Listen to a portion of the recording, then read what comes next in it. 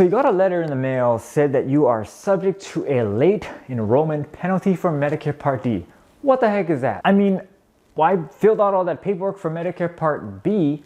Shouldn't I be okay? I mean, they know I had work insurance, right? Unfortunately, Medicare Part D and Medicare Part B, like all the other parts of Medicare, they don't really talk to each other, really.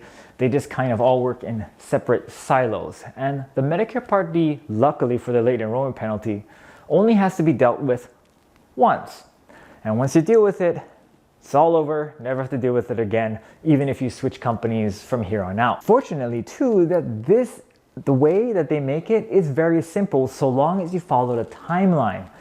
If you call them, that number on that wonderful scary letter you get, that you have a late enrollment penalty, and let them know over the phone that you had credible Part D coverage, you're good. Or if you return that letter with a check mark saying that you had credible coverage, you'll be good. Now here's where you're not going to be good. If you wait too long and they assess that penalty to you, now you have the unfortunate burden of proof.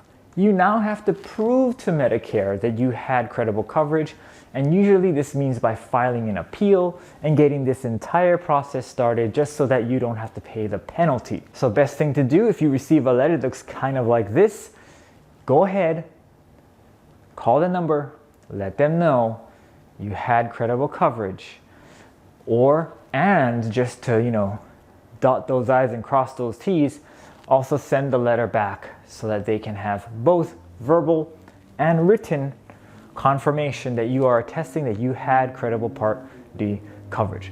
Now, if you are one of those unfortunate folks who are paying that late enrollment penalty, I am sorry. It is forever, and it probably will never go down. And that Part D national average number fluctuates all over the place, so you could be surprised at every year, and there's no real way to predict it. I am sorry. But that is it for the Medicare Part D late enrollment penalty. If you do have questions, make sure you get to me ASAP so that I can help you figure out what to do with that late enrollment penalty letter, because you do have strict and unfortunately unyielding deadlines. See you in the next video.